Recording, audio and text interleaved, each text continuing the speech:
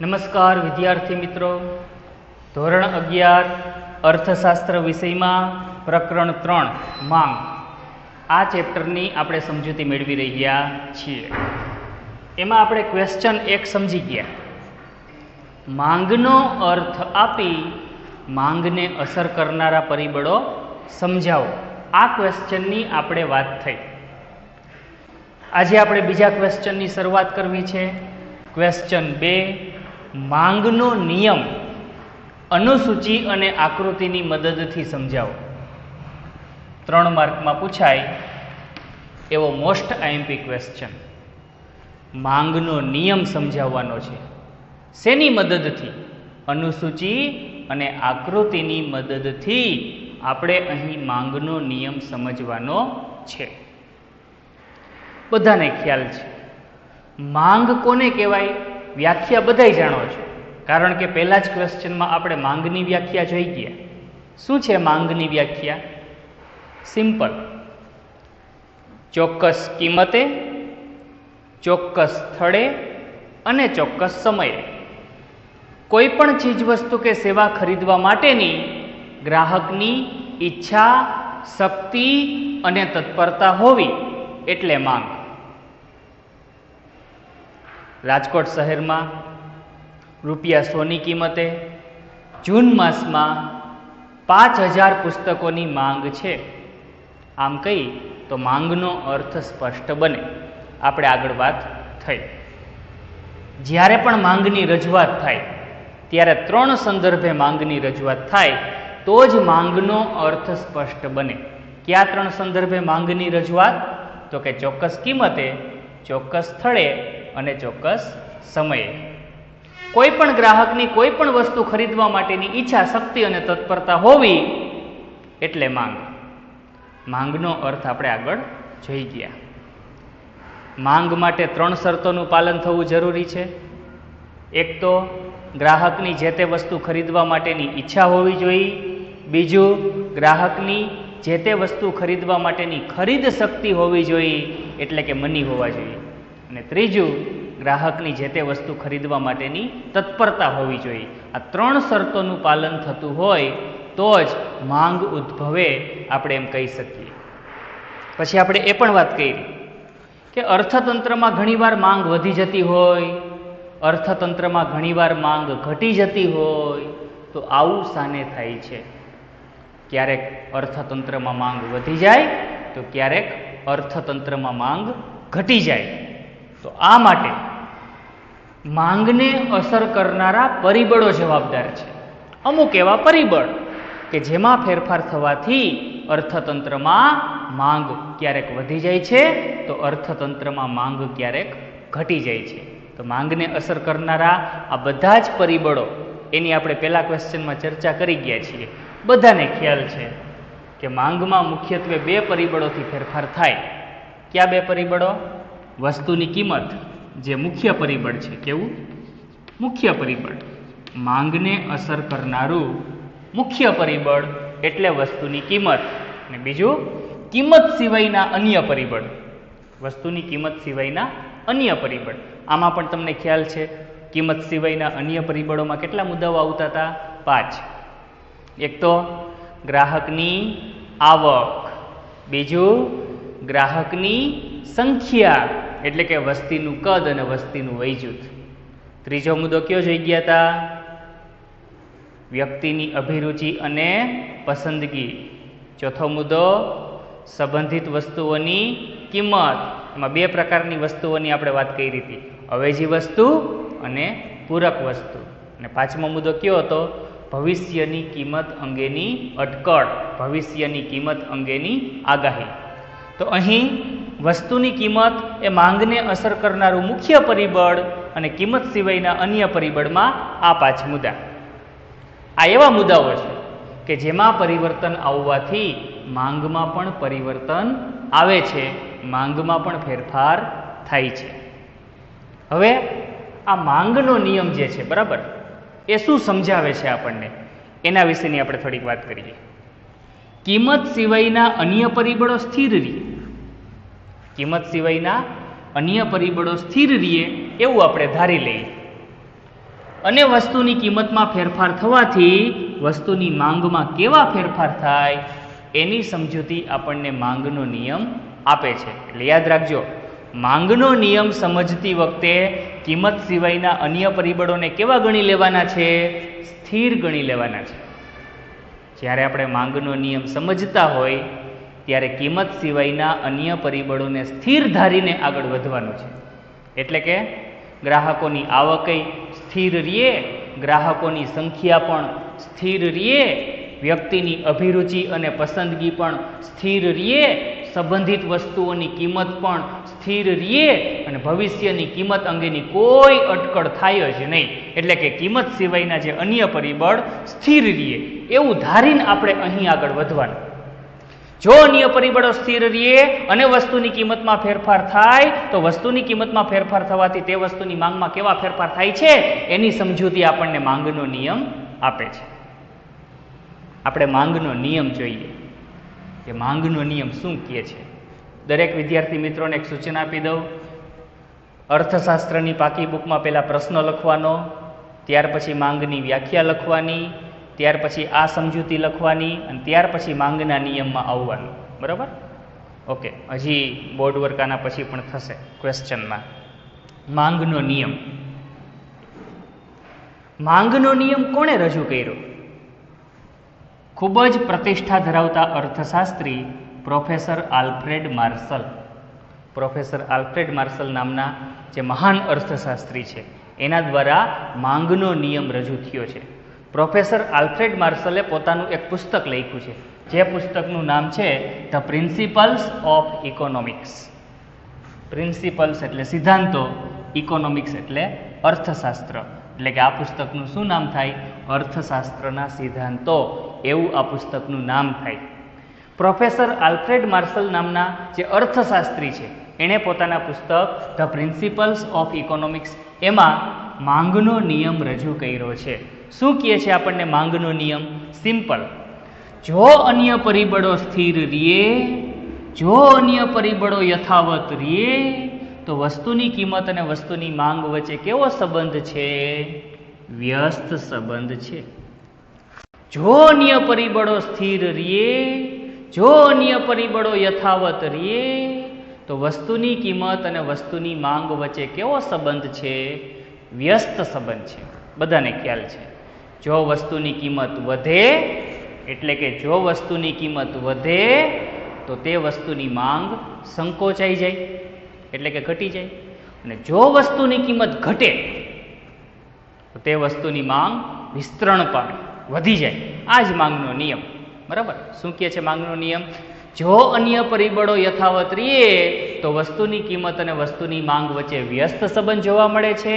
એટલે કે જો વસ્તુની કિંમત ઘટે તો તે વસ્તુની માંગ વિસ્તરણ પામે, અને જો વસ્તુની કિંમત વધે તો તે વસ્તુની માંગ સંકોચન પામે. આ માંગનો નિયમ. હવે આપણે આગળ શું વાત કરવાની છે? માંગનો નિયમ જે છે એની શરતો. શરતોમાં શું હોય તો કે અન્ય પરિબળોને સ્થિર ધારવા બાબતની શરત. તમને ખ્યાલ છે બધાને? માંગનો નિયમ સમજવા માટે આપણે અહીં અન્ય પરિબળોને સ્થિર ધારી લેવાના છે. એ શરતે આપણે અહીં માંગના નિયમમાં આગળ વધવાનું છે. બરાબર? હવે આપણે જોઈએ માંગના નિયમ માટેની શરતો.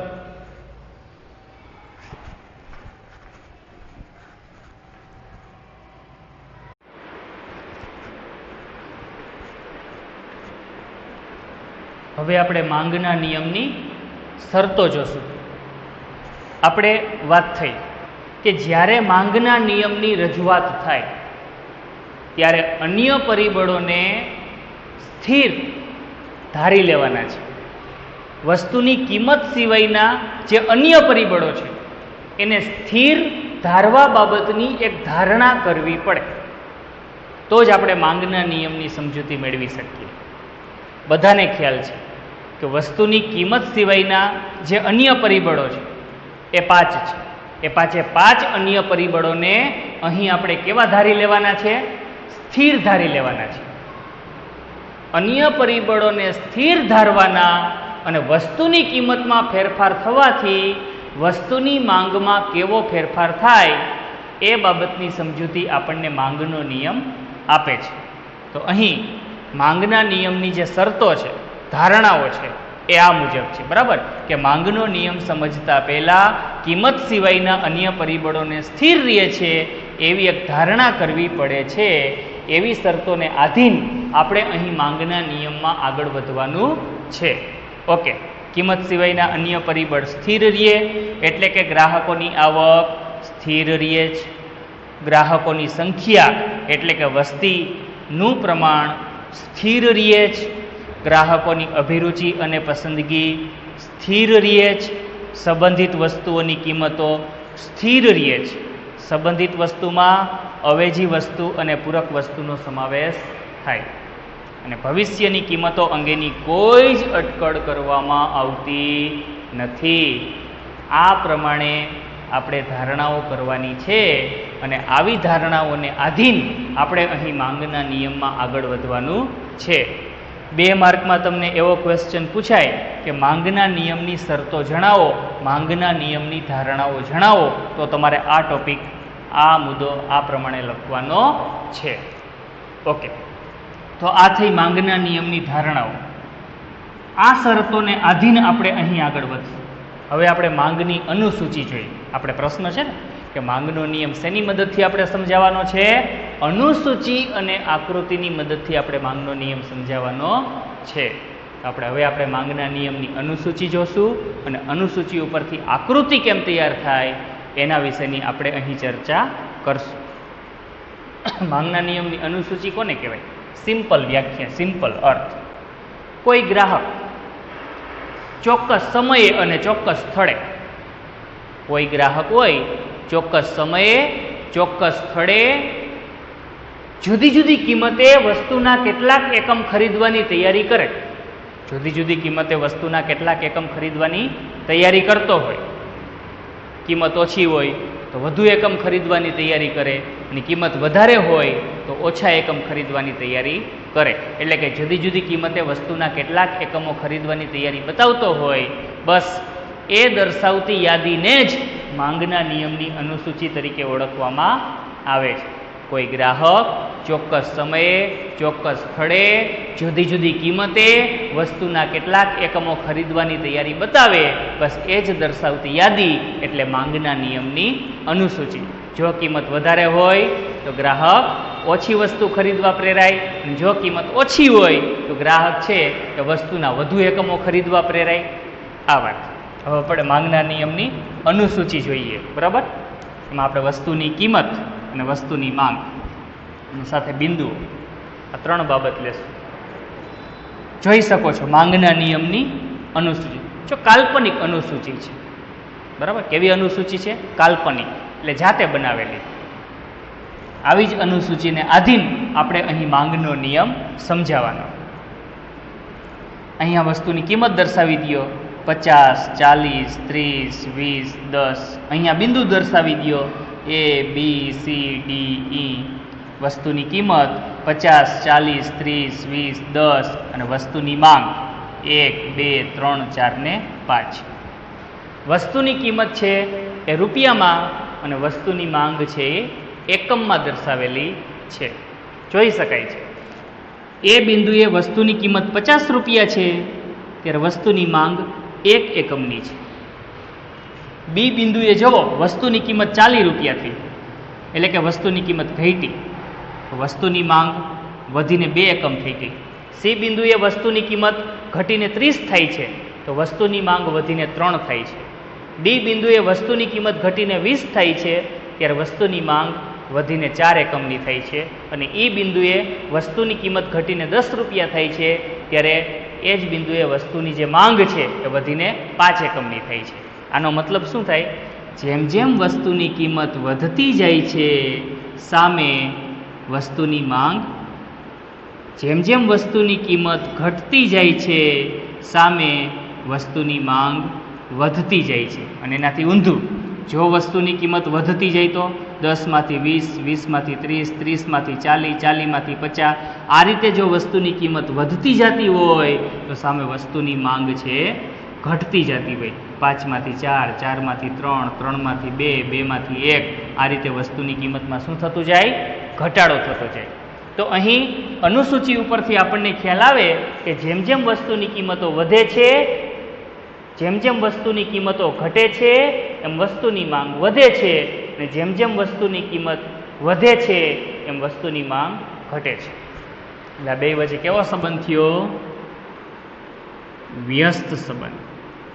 બધાયને ખ્યાલ છે, એક ચલ ઘટતું હોય એના લીધે બીજા ચલમાં વધારો થતો હોય વ્યસ્ત સંબંધ, એક ચલ વધતું હોય એના બદલે બીજા ચલમાં ઘટાડો થતો હોય વ્યસ્ત સંબંધ.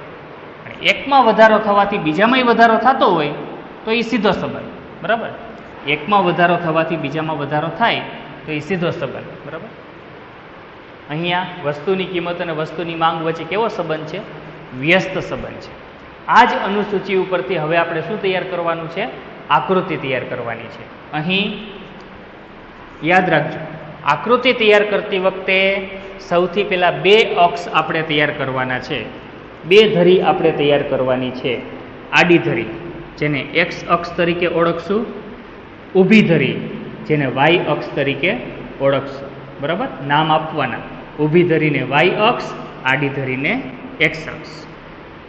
અહીં આવશે ઉદ્ગમ બિંદુ 0. બરાબર? અને આજે આપણે ધરીયું તૈયાર કરી હોય એમાં આ રીતે તીરની નિશાની કરવાની, એક્સ અક્ષ અને વાય અક્ષ. હવે વસ્તુની માંગ આપણે એક્સ અક્ષ ઉપર દર્શાવશું અને વસ્તુની કિંમત આપણે વાય અક્ષ ઉપર દર્શાવશું. વસ્તુની કિંમત વાય અક્ષ ઉપર, વસ્તુની માંગ એક્સ અક્ષ ઉપર.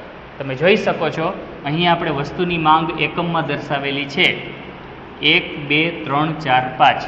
0 થી પછી એક ક્રમ આવે એ પ્રમાણે 1, 2, 3, 4, 5. એ જ રીતે વસ્તુની કિંમત દર્શાવી 0 પછી 10 આવે, 10 પછી 20, 30, 40, 50. એ રીતે ક્રમમાં આંકડા લખવાના. બરાબર? ચડતા ક્રમમાં આપણે અહીં આંકડા લખ્યા. વસ્તુની કિંમત 10, 20, 30, 40, 50. 10, 20, 30, 40, 50. તો આ રીતે આપણે વસ્તુની માંગ દર્શાવી દીધી અને વાય અક્ષ ઉપર આપણે વસ્તુની કિંમત દર્શાવી દીધી. હવે શું કરવાનું? હવે આપણે બિંદુઓ મૂકવાના છે. બરાબર? તમે અહીંયા અનુસૂચિમાં જોતા જાઓ એ પ્રમાણે આપણે બિંદુ મૂકીએ. વસ્તુની કિંમત 50 રૂપિયા છે, ત્યારે વસ્તુની માંગ કેટલા એકમની છે? 1 એકમની. તો અહીંયા આપણે 50 રૂપિયા કિંમત, ત્યારે 1 એકમની માંગ, એટલે 50 કિંમત અને 1 એકમની માંગ. એ બે જ્યાં આવતા હોય ત્યાં આ રીતે આપણે બિંદુ મૂકવાનું. વસ્તુની કિંમત 40 છે, ત્યારે વસ્તુની માંગ 2 એકમની છે. વસ્તુની કિંમત 40, ત્યારે વસ્તુની માંગ કેટલા એકમની? 2. એટલે 2 અને 40 એ બે જે જગ્યાએ આવતા હોય એ બે એકબીજાને છેદતા હોય ત્યાં આપણે આ રીતે બિંદુ મૂકવાનું. વસ્તુની કિંમત 30 છે, ત્યારે વસ્તુની માંગ 3 એકમની છે. વસ્તુની કિંમત 30, ત્યારે વસ્તુની માંગ 3 એકમની. અહીંયા બિંદુ મૂકી દો. વસ્તુની કિંમત 20 છે, ત્યારે વસ્તુની માંગ 4 એકમની છે. અહીંયા બિંદુ મૂકી દો. વસ્તુની કિંમત 10 રૂપિયા, ત્યારે વસ્તુની માંગ 5 એકમની. તો જ્યાં 10 ને 5 ભેગા થતા હોય અહીંયા બિંદુ મૂકી દો. હવે શું કરવાનું છે? બિંદુને જોડતી એક રેખા તૈયાર કરવાની છે. હવે શું તૈયાર કરવાનું છે? બિંદુને જોડતી એક રેખા તૈયાર કરવાની છે. આ જે રેખા તૈયાર થઈ એ આપણી માંગ રેખા છે. કઈ રેખા છે? માંગ. બિંદુઓના નામ આપી દઈએ. 50ની કિંમતે 1 એકમની માંગ, ત્યાં એ બિંદુ. 40ની કિંમતે 2 એકમની માંગ, બી બિંદુ. 30 રૂપિયાની કિંમતે 3 એકમની માંગ, સી બિંદુ. 20 રૂપિયાની કિંમતે 4 એકમની માંગ, ડી બિંદુ. 10 રૂપિયાની કિંમતે 5 એકમની માંગ, ઈ બિંદુ. આ રેખા તૈયાર થઈ એને આપણે માંગ રેખા તરીકે ઓળખશું અને માંગને ઇંગ્લિશમાં ડિમાન્ડ કહેવાય. એના ઉપરથી આપણે અહીં આ જે રેખા છે એને નામ આપીએ ડિમાન્ડનો ડી, DD1. રેખામાં જ્યારે આપણે નામ આપતા હોય DD1 ત્યારે અહીં કેપિટલ ડી કરશું, લિટલ ડી કરશું નહીં. DD1 આ રીતે આપણે રેખાને શું આપ્યું? નામ આપ્યું. અહીં આપણે રેખાનું નામ, આ રેખા કઈ છે? તો કે માંગ રેખા છે. માંગ રેખામાં તમે જોઈ શકો છો ઉપરની બાજુ વસ્તુની કિંમત વધે છે એ માંગ સંકોચાય છે. એટલે ઉપરની બાજુ માંગનું શું થાય છે? સંકોચન. જેમ જેમ ઉપરની બાજુ વસ્તુની કિંમત વધતી જાય છે એમ માંગ છે એ સંકોચાતી જાય છે. 50 રૂપિયાની કિંમતે 1 એકમની જ માંગ છે એટલે માંગનું સંકોચન. જેમ જેમ વસ્તુની કિંમત ઘટતી જાય છે એ માંગ વિસ્તરતી જાય છે. તો નીચેની બાજુ શું દર્શાવે છે? માંગનું વિસ્તરણ દર્શાવે છે. માંગ વધે એ માંગનું વિસ્તરણ, માંગ ઘટે એ માંગનું સંકોચન. તો આ રીતે બધાને ખ્યાલ આવી ગયો. અનુસૂચિ ઉપરથી કઈ રીતે આકૃતિ તૈયાર થાય? યાદ રાખજો, હંમેશા વસ્તુની માંગ એક્સ અક્ષ ઉપર દર્શાવવાની વર્ષોથી પરંપરા ચાલી આવે છે. એટલે આપણે એ જ પરંપરાને અનુસરશું. વસ્તુની માંગ છે એ એક્સ અક્ષ ઉપર દર્શાવશું અને વસ્તુની કિંમત છે એ વાય અક્ષ ઉપર દર્શાવશું. આ પરંપરા વર્ષોથી ચાલી આવે છે એટલે આપણે એ પરંપરાને અનુસરશું. ઓકે. વસ્તુની માંગના એકમ 1, 2, 3, 4, 5, વસ્તુની કિંમત 10, 20, 30, 40, 50. અનુસૂચિને ધ્યાનમાં રાખી અને આપણે બધાય બિંદુ મૂકવાના અને બિંદુને આધારે રેખા તૈયાર કરવાની. ઓકે. આ રીતે જ્યારે આપણી આકૃતિ કમ્પ્લીટ થઈ જાય છે ત્યાર પછી આપણે આકૃતિની થોડીક સમજૂતી લખવાની થાય. શું લખવાનું થાય? સમજૂતી. હવે આપણે આકૃતિ માટેની સમજૂતી તૈયાર કરીએ કે કઈ રીતે આકૃતિની સમજૂતીની વાત આવે. ઓકે.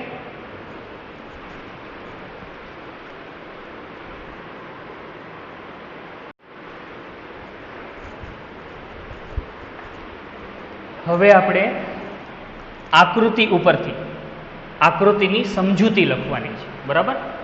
અહીં આકૃતિ ઉપરથી આપણે આકૃતિની સમજૂતી તૈયાર કરી છે. બધા જ મિત્રો વ્યવસ્થિત રીતે સમજૂતી સમજજો. આકૃતિમાં એક્સ અક્ષ ઉપર વસ્તુની માંગ એકમમાં દર્શાવેલી છે અને વાય અક્ષ ઉપર વસ્તુની કિંમત રૂપિયામાં દર્શાવેલી છે. એટલે આપણો પહેલો મુદ્દો હંમેશા આ જ હશે કે એક્સ અક્ષ ઉપર શું દર્શાવ્યું અને વાય અક્ષ ઉપર શું દર્શાવ્યું. તો આપણે લખ્યું અહીં આકૃતિમાં એક્સ અક્ષ પર વસ્તુની માંગ દર્શાવી અને વાય અક્ષ ઉપર વસ્તુની કિંમત રૂપિયામાં દર્શાવેલ છે. પહેલો મુદ્દો આ રીતે. ઓકે. બીજો મુદ્દો બિંદુઓને ધ્યાનમાં રાખીને આગળ વધીએ. અહીં કેટલા બિંદુઓ છે? 5. A, B, C, D, E. આ પાંચેય બિંદુઓ શું દર્શાવે છે? જુદી જુદી કિંમતે વસ્તુની જુદી જુદી માંગ દર્શાવે છે. આ પાંચેય બિંદુઓને જોડવાથી DD1 રેખા તૈયાર થઈ. આ DD1 રેખા છે એ આપણી કઈ રેખા છે? માંગ રેખા છે. એટલે જ આપણે એવું લખવાનું આકૃતિમાં A, B, C, D, E આ પાંચેય બિંદુઓ જુદી જુદી કિંમતે વસ્તુની જુદી જુદી માંગ દર્શાવે છે. આ બિંદુઓને જોડતી રેખા DD1 રેખા એ કઈ રેખા છે? માંગ રેખા છે. માંગ રેખાને ઇંગ્લિશમાં કહેવાય ડિમાન્ડ કરવે. માંગ રેખાને ઇંગ્લિશમાં શું કહેવાય? ડિમાન્ડ કરવે. કરવે એટલે રેખા, ડિમાન્ડ એટલે માંગ. આ વાત આપણે જોઈ શકીએ છીએ. અહીં વસ્તુની કિંમત અને માંગ વચ્ચે કેવો સંબંધ છે? વ્યસ્ત. એટલે કે જો વસ્તુની કિંમત ઘટે છે તો વસ્તુની માંગ વધે છે અને જો વસ્તુની કિંમત વધે તો વસ્તુની માંગ ઘટે. કિંમત વધવાથી માંગ ઘટે છે, કિંમત ઘટવાથી માંગ વધે છે. કિંમત વધવાથી માંગ ઘટે છે, કિંમત ઘટવાથી માંગ વધે છે. વ્યસ્ત સંબંધ. બરાબર. જ્યારે વ્યસ્ત સંબંધ હોય, અહીં વસ્તુની કિંમત અને માંગ વચ્ચે વ્યસ્ત સંબંધ જોવા મળે છે. યાદ રાખજો, જ્યારે વ્યસ્ત સંબંધ હોય ત્યારે જે રેખા તૈયાર થાય એ હંમેશા ડાબી બાજુ ઉપરથી જમણી બાજુ નીચે તરફ રેખા જતી હોય. બરાબર. આવી રેખા જે તૈયાર થાય એને ઋણ ઢાળ ધરાવતી રેખા ગણશું. કેવી રેખા? ઋણ ઢાળ ધરાવતી રેખા. એટલે કે માંગ રેખા કેવો ઢાળ ધરાવે છે? તો કે ઋણ ઢાળ ધરાવે છે. બરાબર. અહીં જે રેખા છે એ ડાબી બાજુ ઉપરથી જમણી બાજુ નીચે તરફ જાય છે. શું કામ? કારણ કે બે ચલ વચ્ચે, કિંમત અને માંગ, આ બંને ચલ વચ્ચે વ્યસ્ત સંબંધ છે અને જ્યારે વ્યસ્ત સંબંધ હોય ત્યારે રેખા હંમેશા ડાબી બાજુ ઉપરથી જમણી બાજુ નીચે તરફ જતી હોય. બરાબર. એટલે આ મગજમાં રાખજો. એટલે આપણે મુદ્દો લખ્યો. અહીં વસ્તુની કિંમત અને માંગ વચ્ચે વ્યસ્ત સંબંધ જોવા મળે છે. આથી જ માંગ રેખા DD1 ડાબી બાજુ ઉપરથી જમણી બાજુ નીચે તરફ જાય છે, જે ઋણ ઢાળ દર્શાવે છે. આ રીતે આપણે અહીં માંગનો નિયમ આખો સમજ્યા. બરાબર. સૌથી પહેલાં માંગની વ્યાખ્યા, ત્યાર પછી માંગમાં કયા બે પરિબળોથી ફેરફાર થાય છે એની વાત કરી, વસ્તુની કિંમત અને કિંમત સિવાયના અન્ય પરિબળ. ત્યાર પછી આપણે માંગનો નિયમ જોયો જે આલ્ફ્રેડ માર્શલે આપ્યો. બરાબર. જો અન્ય પરિબળો સ્થિર રહે તો વસ્તુની કિંમત અને વસ્તુની માંગ વચ્ચે વ્યસ્ત સંબંધ જોવા મળે છે. એટલે કે જો વસ્તુની કિંમત વધે તો માંગ સંકોચાય છે અને વસ્તુની કિંમત ઘટે તો માંગ વિસ્તાર પામે છે. આ માંગનો નિયમ આપણે જોયો. ત્યાર પછી માંગના નિયમની આપણે ધારણાઓ જોઈ, શરતો. બરાબર. કે અન્ય પરિબળોને સ્થિર ધારવાની વાત હતી. ગ્રાહકોની આવક સ્થિર, ગ્રાહકોની સંખ્યા સ્થિર, વ્યક્તિની અભિરુચિ અને પસંદગી સ્થિર, સંબંધિત વસ્તુઓની કિંમત સ્થિર, ભવિષ્યની કિંમત અંગેની અટકળો સ્થિર. ત્યાર પછી આપણે શું જોયું? માંગના નિયમની અનુસૂચિ. બરાબર. અનુસૂચિની વ્યાખ્યા, અનુસૂચિ તૈયાર થઈ જાય પછી અનુસૂચિ ઉપરથી આપણે આકૃતિ તૈયાર કરી અને પછી આકૃતિ ઉપરથી એની શું આવશે? સમજૂતી આવશે. બધા જ વિદ્યાર્થી મિત્રોએ મેં તમને જે ક્રમ કીધા એ ક્રમ પ્રમાણે વ્યવસ્થિત રીતે અર્થશાસ્ત્રની પાકી બુકમાં આખો ક્વેશ્ચન વ્યવસ્થિત લખવાનો છે, સમજવાનો છે, પાકો કરવાનો છે. બરાબર. ઓકે, અસ્તુ.